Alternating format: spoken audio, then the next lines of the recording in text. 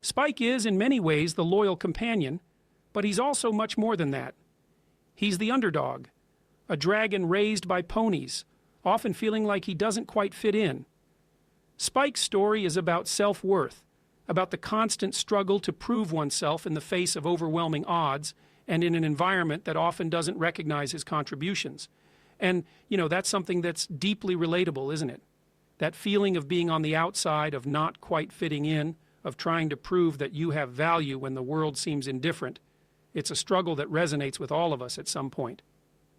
Throughout the series, we see Spike strive to understand his own identity.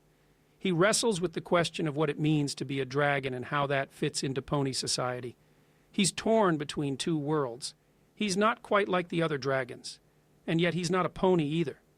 This is the classic outsider archetype, struggling between two worlds, looking for a place to belong. It's an important narrative because it tells us that identity isn't something that's just handed to you. You have to forge it, often through adversity, through trial and error, through moments of doubt and perseverance. And that's what makes Spike's journey so compelling. Now, Spike's relationship with Twilight is particularly fascinating. He's her assistant, yes, but he's also like a younger brother to her. There's this deep bond between them, a kind of familial love, but it's complicated by their roles. Twilight is, in many ways, a mentor, an authority figure, and that dynamic can sometimes overshadow Spike's own sense of independence. He wants to be seen as capable, as someone who can stand on his own, and yet he's often treated as, the little helper. And that's not to say that Twilight doesn't care deeply for him. She absolutely does.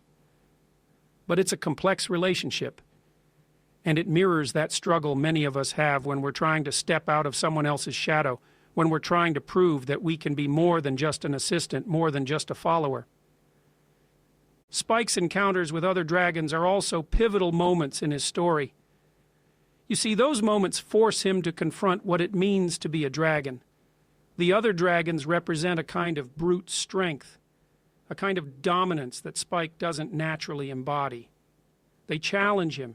They push him to question whether he's really a real dragon.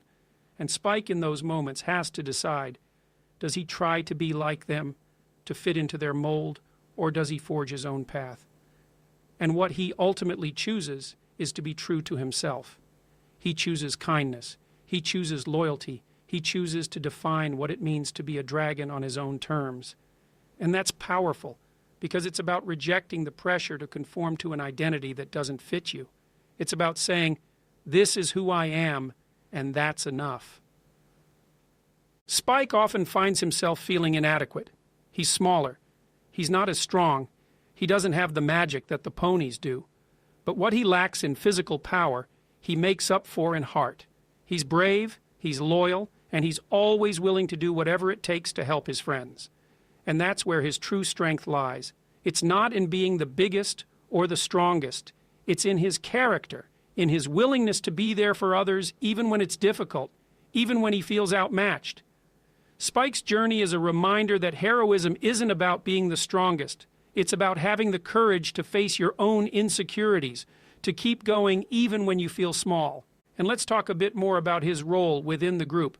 Spike is often in the background, often overlooked, but he's indispensable. He's the one who provides support, who keeps things running smoothly, who's always there when he's needed. And that, in itself, is a form of greatness. It's easy to overlook the value of those who work behind the scenes, those who don't seek the spotlight but whose contributions are vital. Spike teaches us that you don't need to be in the forefront to make a difference. You can be the one who supports, who encourages, who holds everything together. And that's just as important, just as meaningful. The bond between Spike and Twilight is also about growth on both sides. Twilight has to learn to see Spike not just as an assistant, not just as someone who helps her, but as an individual with his own desires, his own strengths, his own struggles. And Spike, for his part, has to learn to assert himself, to recognize his own worth, even when it's not being explicitly acknowledged by those around him. Their relationship evolves, And it's a testament to the idea that even the closest of bonds require work, require understanding, and require the willingness to see each other fully. Spike's story is ultimately about resilience. It's about not giving up even when you feel small, even when you feel like you don't quite belong. It's about recognizing that your worth isn't determined by how others see you, but by how you see yourself, by the choices you make, by the courage you show in being true to who you are. And that, well, that's a lesson we all need, isn't it? To understand that we don't have to fit into someone else's mold to be valuable, that we can define our own identity, even if it means standing apart, even if it means forging our own path in the face of uncertainty.